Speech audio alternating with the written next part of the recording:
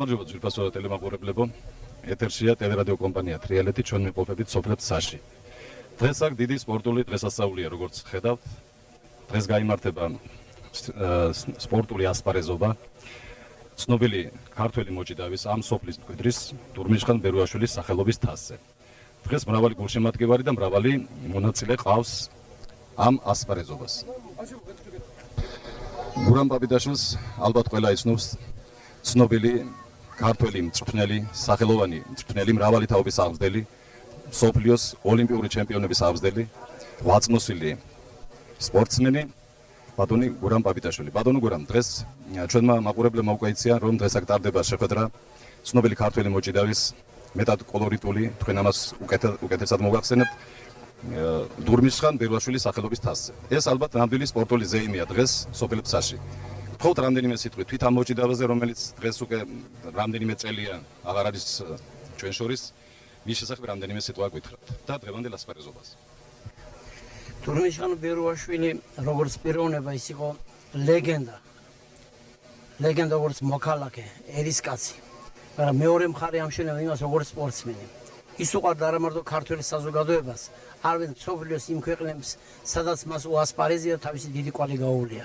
ჩვენ გვინდოდა ამ წელში, მაისის თვეში ავიღნიშნა მისი დაბადების 60 წლისთავთან დაკავშირებით ესეთივე მასშტაბის ტურნირი, მაგრამ სხვადასხვა გარავის არ ჩადანა. დღეს შევძელით რაიონის ხელმძღვანელობის დახმარებით, რომ მისცემოდა მას ფართო ხასიათი, მოგვეწია სხვადასხვა რაიონებიდან და აგერ ფაქტის წინაშე ვართ, რომ ჩვენ გვამშვენებს მრავალი სახელოვანი ფალავანი მის საპატივსაცემად. დიდი მადლობა. თუ რომელიმე ეპიზოდს გაიხსენებდით დურმიშხან ბერუაშვილის მონაწილეობით რომელიმე ასპარეზობას, რამაც კვალი დაამჩნია შემდგომ სხვა თაობების და კერძოდ მისი თანასოფლელების ჭიდაობას. მის შესახებ მრავალი მაგალითს მოყვანა შეიძლება, მაგრამ მე მაინც მინდა რახან მომეც ამის საშუალება, როდესაც ძიუდოში პირველად ჩატარდა საერთაშორისო შეხვედრა იაპონიისა და საქართველოს ნაკრებ გუნდებს შორის თბილისში. მაშინ მხოლოდ ერთ-ერთი სპორტსმენი იყო დურმიშხან ბერუაშვილი, რომელმაც დაამთავრა შეხვედრა ფრედ. დანარჩენი 5 მოჭიდავემ წააგო სოფთა. რა ახასიათებდა მისი ჭიდაობის სტილს, თუნდაც ამის შესახებ კიდევ რამდენიმე სიტყვა. დურმიშხანი იყო ნამდვილად შეუპოვარი, სწრაფვა ჰქონდა გამარჯვებისადმი, მისთვის არ არსებობდა ტიტულოვანი სპორტსმენთან ჰქონდა კავშირი თუ რიგით მოჭიდავეთან ჰქონდა კავშირი.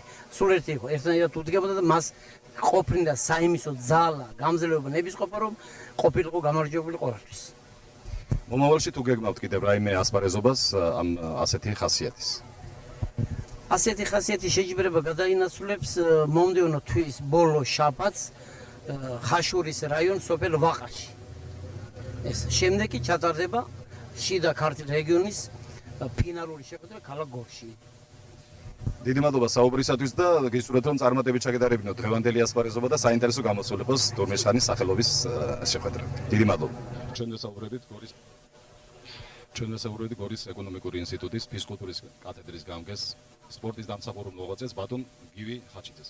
ბატონო გივი, თქვენი დღეს მართა სპორტული დღესასწაულია.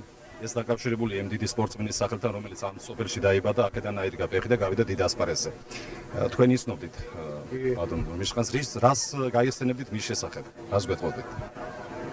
დურმიშხანი იყო ერთ-ერთი უძლიერესი სპორტსმენი, არა მარტო სპორტსმენი, არამედ როგორც მოქალაქე.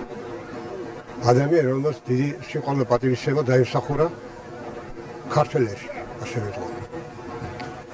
დურმიშხანი იყო ევროპის ჩემპიონი, საბჭოთა ჩემპიონი, საქართველოს აბსოლუტური ჩემპიონი ქართულ ჭიდაობაში. მან ისეთი დიდი სახელი და პატივისცემა დატოვა ქართული ჭიდაობის მოყვალთა შორის, ისე როგორც თავის დროზე ჩვენმა ცნობილმა დიდმა მოჭიდავეებმა სანდრო კანდელაკმა, ნესტორ ესებუა, ისე ვიტყოდი მე მის შესახებ, შაშო ვერელმა, არსენ მეგობიშვილმა და სხვა. ის რომ დღეს სოფელში მის საპატივისცემოდ ტარდება შიდა ქართლის რეგიონის რაიონების პირველობა ქართულ ჭიდაობაში, ეს ნამდვილად სიმბოლური ენდათ რამდენადაც დურმიშხანის ნათელი ხსოვნა ამას ნამდვილად იმსახურებს. რაც შეეხება თვითონ შეჯიბრების ორგანიზაციას, შიდა ქართლის მხარის ხელმძღვანელობის მხარდაჭერით, საქართველოს ეროვნული ოლიმპიური კომიტეტის შიდა ქართლის რეგიონის ორგანიზაციის მხარდაჭერით დაიწყო შეჯიბრებები ამ 4 რაიონს შორის. ჩატარდა უკვე 2 წრე. ერთი გორში სოფელსკრაში, მეორე კასპში, მესამე ტარდება აქ სოფელსკრაში, მეოთხე ჩატარდება ხაშურის საერთო ვაღაჩი და მეხუთე ჩატარდება ისევ გორში. ვფიქრობთ ამ ჭიდაობამ თავისი დიდი ინტერესი უნდა გამოიწვიოს საქართველოს მოსახლეობაში, ჩვენს რეგიონის მოსახლეობას შორის და ვფიქრობთ ამით ხელს შეუწყობთ ქართული ჭიდაობის კიდევ აღმავლობას. ქართული ჭიდაობის, რომელსაც მრავალი ფალავანი მისცა მსოფლიოს სპორტის სხვადასხვა სახეებში. დიდი მადლობა, წარმატებას გისურვებთ თქვენ საგრძელობით საქმიანობაში და საერთოდ ამ ქართული ჭიდაობის მომავალში. ბატონო ვახტანგ, დღეს დიდი სპორტული დღესასწაულია. ანუ სახელოვანი მოჭიდავის, ცნობილი მოჭიდავის, რომელიც უდროოდ წავიდა როგორც ჩვენი რიგებიდან, საერთოდ სპორტიდან, დურმიშხან ბერუაშვილი დღეს მისი სახელობის ასპარეზობა ტარდება. თქვენ როგორც ყველასათვის საყვარელ სპორტსმენს, სპორტის ვეტერანს, აღზრდას მრავალი სპორტსმენისა, დურმიშხანის შესახებ რა შეგიძლიათ უთხრათ ჩვენს მაყურებლებს? დურმიშხანი როგორც სპორტსმენი და მოქალაქე შეიძლება ითქვას კრისტალური და კლასიკური ადამიანი იყო. კონტაქტები სამეგობრო სპორტული სამყაროში თავისი მოწინააღმდეგეებთან, თავის თანაგუნდელებთან უკეთილშობილესი და კაცური იცოდა. ძალიან დასანანია რომ ნაადრევად დასილდა ის თავის ლამაზ ოჯახს. როგორც მოქალაქე, როგორც დიდი მაღალი კლასის სპორტსმენი, დურმიშხანმა თავისი სტილი შეიტანა ქართული ჭიდაობისა, ჭიდაობა სამოსი და ჭიდაობა ძიუდოში. მას როგორც საზოგადოდ აღიარებულ მაღალი კლასის სპორტსმენს ასე იცნობდა მსოფლიო, ასე იცნობდა საბჭოთა კავშირი და ასე ვიცნობდით ჩვენც. რა თქმა უნდა, მისი სტილი ჭიდაობის ნამდვილად იყო შემართებული, ნამდვილად ვაჟკაცური, ნამდვილად ქართულ რაინდული. ის უკან არ მახსოვს, რომ უკან დაეხიოს. სულ შეტევაზე იყო. მოუხდა მარცხით, მაგრამ მარცხი იმის წყალობით კი არა, რომ მან აქტიური პოზიციები დაკარგა. პირიქით, ხდება ჭიდაობის ისიქცევადა. მაგრამ მას როგორც მოჭიდავეს, იცნობდნენ როგორც ვაჟკაცს, როგორც რაინდს და როგორც ქართული სტილის მოჭიდავეს. ბატონო ვახტანგ, თქვენ სტილი აღნიშნეთ და ალბათ ხშირად ამბობენ ხოლმე ამ მისი სტილის შესახებ. ხომ არ მოგაგონებდათ ისი რაიმეთი თქვენი ჭიდაობის სტილს, აი როგორც ის შემართება იყო და ვაჟკაცური რაინდული დამოკიდებულება? მე შემიძლია დავასახელო დურმიშხან ბერუაშვილი, შოთა ჩოჩიშვილი, მალხაზ ბერუაშვილი, გივი კარტოზია, არსენ მეგუგიშვილი, რომლებსაც შეხვედრები წაუგიათ, მაგრამ წაგება სავალალო არც ერთი არ ყოფილა. ესე იგი, შეტევა უკან არ დაუხევიათ. ეს იყო ქართული სტილი, ქართული რაინდული სტილი. ყოველთვის შეტევაზე იდგნენ და იყო საბედისწერო შემთხვევებიც, როდესაც საჩთა კოლეგია ზოგის შემთხვევაში ჩაგრავდა უკანონოდ იმ ვაჟკაცური შემართების სპორტსმენებს, რომელსაც გამარჯვება ლის როლში უნდა გვეხილა ჩვენ. რა თქმა უნდა, დურმიშხანი თავისი კაცობითა და თავისი ჭიდაობის მანერებით ნამდვილად კლასიკური სტილის მოჭიდავეთ. კლასიკური რა იცით, რომ ტექნიკის უმაღლესი გემოვნებით შესრულებელი იყო და ნამდვილადაც აღზევდა სასურველ წარმატებას. ერთი შეკითხვაც ბატონო ვახტანგ, ხშირად არის ხოლმე ასე ამბობენ, რომ ქართული ჭიდაობა რა თქმა უნდა გამოხატავს ქართული ადამიანის ბუნებას. აი თქვათ ის მომენტი, როდესაც მუხლზე წაქცეულ სპორტსმენს უკვე ხელს აღარ მოკიდებს, ეს რითი გავს მოაგონებს საქართველოს? ეს ეხლა ქართული ჭიდაობის სტილი და მანერები განაპირობა ქართული ხალხის ისტორიულმა გარემომ. ქართულ კაცს არც ეცალა წაქცეული კაცისათვის, მეორე უნდა წაიქცია, მაშინ რომ მოეცილებია და მტერი რა თქმა უნდა და თანაც ფიზიკური სიმტკიცე ამაში იხატებოდა ქართველისა, რომ გაცემულ კაცს ჩვენი ქართული ჭიდაობის სტილი და ქართული ჭიდაობის წესდებით არ ვეხებით. ეს ნამდვილად მსოფლიო კლასიკური სტილის მოჭიდავებაც მოიწონებს, რომ ქართულ ჭიდაობას ასეთი წესები გააჩნია. მაგრამ რაც მთავარია, ჩვენ არ ქონდა იმის საშუალება, რომ ამ ურიც მოწინააღმდეგეთა შორის ეს ბრძოლის ველზე იყენებდნენ ამ ქართული ჭიდაობის ილეთებს, მოკიდება, ყავისული, ჩოხა. ეს იყო გარპირობებული იმისათვის, რომ ქართველ ჯარისკაცს, რომელიც იცავდა თავის სამშობლოს, ჩაევლო თავის მოწინააღმდეგისათვის ხელი სახელოში ან საროჩკაში თუ ჩასაცმელში და გადაეგდო ახლა და მოეცილებია თავისი თავდამსხმელი მდივანი. დიდი მადლობა ბატონო ვახტანგ საუბრისათვის. წარმატებას გისურვებთ თქვენ საქმიანობაში, თქვენს მოღვაწეობაში დღეს ახალგაზრდა ახალბედა სპორტსმენებთან მუშაობაში და იმედი მაქვს რომ გაიზრდებიან კიდევ ალბათ დურმიშხან ბერუაშვილის ნაირი სპორტსმენი. ჩვენ სწორედ ეს გვინდა რომ დურმიშხან ბერუაშვილის სტილი და მანერები აიღონ ახალგაზრდა დამწყება მოჭიდაებმა და ის დიდი სახელი და დიდება მოუტანონ ჩვენს სერს. დიდი მადლობა. გამარჯობათ ბატონო შოთა მე თქვენთან ასე დავიწყეთ ამ საუბარს. თქვენ მშობლიურ რაიონში იმყოფებით დღევანდელ დღეს მეტად აღსანიშნავ დღეს, როდესაც ჩვენ უკვე იხსენებთ იმ დიდ სპორტსმენებს, რომლებიც სპორტში მოვიდნენ თავის სახელი დატოვეს და დღეს აღარ არიან. მაგრამ ხალხი არ ივიწყებს მათ, არ ივიწყებს მისი მადლიერი მაყურებელი და ის სოფელი, რომელშიც ჩვენ დღეს ვიმყოფებით. თქვენ აქაური ამ სოფლის მკვიდრი ბრძანდებით ძვირფასო მეგობრებო, სახელოვანი მოჭიდავე, ოლიმპიური ჩემპიონი ბატონი შოთა ხაბარელი. ბატონო შოთა, რას გაიხსენებდით დურმიშხანის შესახებ? დურმიშხანის შესახებ ბევრი რამის გახსენება შეიძლება. მარტო გადმოცემით მე შემიძლია ვილაპარაკო, იმიტომ რომ მე პატარა ბიჭი ვიყავი მაშინ, როცა დურმიშხანი იყო დიდი სპორტსმენი, განთქმული საბჭოთა კავშირში, ყოფილი საბჭოთა კავშირში და მსოფლიოში. და ბევრი ისეთი კარგი მსმენია ბატონ დურმიშხან ბერუაშვილზე, რომ აი მის საფუძველზე შეიძლება ითქვას, აი ქარელის რაიონში ბევრი კარგი სპორტსმენი აღსდგა. მე რომ გითხრათ სიმართლე, მის ჭიდაობა არ მინახია. არ ხვდა წილად ეს ბედნიერება, მაგრამ გადმოცემით ბევრი რამე კარგი ვიცი ის. ფირზე მინახია. აი ეს პირადად რომ შევხედროდე და დავუშვათ მენახა მისი ჭიდაობა, ესეთ ბედნიერება არ ხვდედრია წილად. აი როგორ ახასიათებენ მას იცით, როგორც საოცარ ადამიანს, აი მაგალითი იყო ესო სპორტისათვის, სპორტსმენისთვისო, დურმიშხანი ასეთი იყო ცხოვრებაშიც და ასეთი იყო ხალიჩაზეც. კი, ზუსტად ასეთივე სიტყვები მე ბევრჯერ მსმენია, ის იყო ზრდილი, ჩამოყალიბებული ადამიანი, ბევრი რამ კარგის გადაღება, როგორც სპორტული თვალსაზრისით, ადამიანური თვალსაზრისით, დურმიშხანისგან ბევრი რამ მსმენია კარგი. დიდი მადლობა ბატონო შოთა საუბრისათვის. დღეს ალბათ საინტერესო ასპარეზობა გველის, თქვენ მონაწილე ბრძანდებით.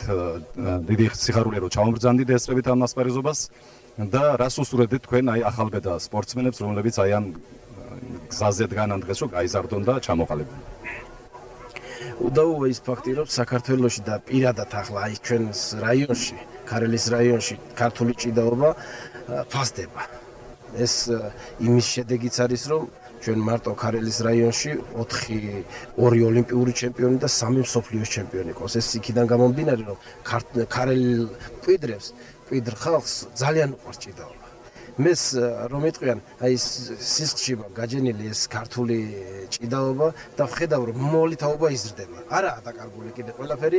მე რამდენჯერმე ვიყავი ქარელშიც დავესწარე ჭიდაობას ამ ბოლო დროს იქ სხვადასხვა სოფლებში და ისეთი ტემპით მიმდინარეობს და ალბათ მოვა დრო რომ კიდევ გაიზრდებიან ოლიმპიური და მსოფლიო ჩემპიონები. მე ასე მინდა რომ მალე მოგვევლინოს ჩვენ ქარელის რაიონში ოლიმპიური და მსოფლიო ჩემპიონი. დიდი მადლობა. წარმატება უნდა გისურვოთ თქვენი თანამემამულეების და საერთოდ საქართველოს სპორტის მომავალში. ძვირფასო მეგობრებო, დღეს ჩვენთან არის სახელოვანი სპორტსმენის დურმიშხან ბერუაშვილის შვილი ელგუჯა ბერუაშვილი. მე როგორც ვიცი, როცა ის ამ ქვეყნიდან წავიდა, თქვენ ნახეთ 17-18 წლის იქნებოდა რა, ელგუჯა. აი რა გახსოვს მამის ჭიდაობის შესახებ? თუ ესწრებოდი ხოლმე? მამის ჭიდაობა მხოლოდ ერთხელ ვარ დასწრებული, რომელიც მუდმივად მახსოვს სპორტში ჩატარებული. მე მახსოვს საერთაშორისო ტურნირი იყო, საფრანგეთის გუნდი იყო ჩამოსული მაშინ, იაპონიის, ბელგიის გუნდი იყო, ყოფილი საბჭოთა კავშირის გუნდი გამოდიოდა ცალკე და საქართველოს ნაკრები. უпроსტად გორის გუნდი იყო, მაშინ გორის პედაგოგიური ინსტიტუტის გუნდი იყო. აი მახსოვს რომ ემოციები იყო, რომ აი ახლა გამოვა დურმიშხან ბერუაშვილი და ის იტყვის თავისით უკვე ისეთ ასაკში იყო, რომ წასვლის პერიოდი იყო და ის მე აღარ უჭიდავია რა, ესე რომ თავის ნამდვილად მოიგო და ესე დავამახსოვრდა ალბათ 3 წლის ვიყავ 4 წლის და 63 წელში 4 წელში აი ესეთი დურმიშხანმა საუკეთესო ტრადიციებთან ერთად დატოვა საუკეთესო ოჯახი, კარგი შვილები გაზარდა. დღეს ამ სოფელში არის ეს შეხვედრა უჯა და მე მინდა გითხრა თუ აი რას უსურებ ამ ახალგაზრდობას, შენ თანასოფლელებს როგორი არიან ისინი, როგორი მომავალია? მე რა თქმა უნდა პირველ რიგში მინდა დიდი მადლობა მოუხადო ჩემს სოფელს, სადაც მამაჩემი დაიბადა. ამ მამის საფლავი აქვს დიდი ყურადღება აქცევენ საფლავს, იმიტომ რომ კარგი ტრადიციებია, მთელი სოფელს დიდი მადლობა სოფლის ხელმძღვანელობას, საერთოდ მე მინდა ქარელის რაიონის ხელმძღვანელობას ესეთი კარგი ღონისძიების ჩატარებისათვის მე მინდა რეგიონის შიდახარლის რეგიონის ხელმძღვანელობას პირადად ბატონ ბადრი ხატიძეს ესეთი კარგი ღონისძიების ახლა ტარდება ეს შიდახარლის რაიონების ის არის პირად გუნდური პირველობა კასპის, გორის, ქარელის და ხაშურის გუნდებია ეს დიდი დამსახურება ბატონი ბადრის ეს შიდახარლის რეგიონის ჩვენი რწმუნებულის მე უსურვებდი ახალგაზრდობას მომავალთაობას რომ აქ ისეთი ტრადიციები არის ამ სოფლის საერთოდ და ქარელის რაიონის რომ ახლა გქონდა ალბათ ბატონო ვახტანგმა თქვა თავის სიტყვაში რომ ყველაზე დიდი ტიტულოვანი სპორტსმენები ჭიდაობაში ქარელის რაიონიდან არიან ბატონი შოთა ჩოჩიშვილი, ბატონი შოთა ხაბარელი, ჯემალი მჭედლიშვილი, არხაზ ბერუაშვილი, რა თქმა უნდა, გელა ბერუაშვილი და უსურვებდი ყველას კიდევ ახალგაზრდობას რომ ეს ერთ-ერთი დიდი ის იქნება დღევანდელი დღის ღონისძიება მომავალი თაობისთვის და ახალგაზრდობისთვის რომ მომავალში მოუმატებენ ალბათ კიდევ ვარჯიშს და იმ წარმატებებზე უკეთეს თუ არა ნაკრები არ გააკეთონ. კარგი ახალგაზრდობას უსურვებ მშვიდობიან და თავისუფალ საქართველოში ყოფნას და ყველას დაგლოცავდი და ყველას დიდი მადლობა მინდა მოუხადო ასეთი კარგი ღონისძიებისათვის. ყველა ორგანიზატორს ვინც ამას ატარებს. ჩვენ დიდი მადლობა საუბრისათვის და წარმატებას გისურვებთ ოჯახში, საქმიანობაში, მეგობრებში და დიდი მადლობა ჩუტკერაშვილი, ჩვენი რაიონის მკვიდრია, ახალგაზრდა მოჭიდავე. ერთგვარი განსხვავებული სახის ჭიდაობაში, სახეში ჭიდაობის არის მკლავჭიდი, არა? მკლავჭიდი. მან უკვე ასახელა, უკვე წარმატებები აქვს მოპოვებული. ეს გასულ წელს იყო, წელს უკვე ალბათ კიდევ ვარჯიშობ. რას გეტყვი ამ სახეობას, რამ შეგაყვარა ეს? ეს სახეობა მე ბავშვი ვიყავ, მაშინ როცა ჩატარდა პირველად ქარელის რაიონში, კლავჭით, ეს რაიონის ჩემპიონატი. მაშინ მოვიგე პირველობა რაიონის. იქიდან მე თბილისში დავიწყე სწავლა იქიდან გამოვიდი საქართველოზე და საქართველოზე გავედი მეორე ადგილზე. იმის მერე დავიყვანეს ნაკრებში. და ვარჯიშობდი ნაკრებში. 99 წელს სპორტიაში ჩატარდა მსოფლიო ჩემპიონატი და იქ მოვიგე მსოფლიო 65 კილოში. ხოდა კიდევ ემზადებით ოქტომბერში მსოფლიო ბრაზილიაში და მივიდივართ იქ.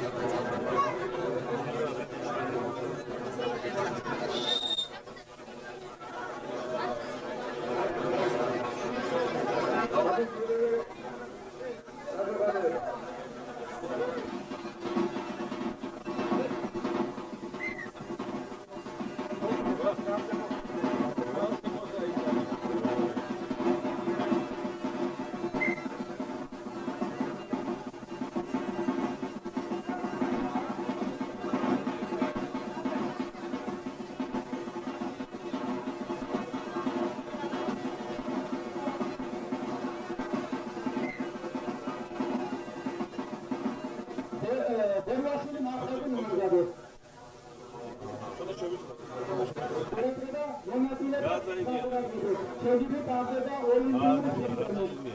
რომელიც ოთხივე გამართლება პირველ წრეში ეთნიკურად შეგვიძლია.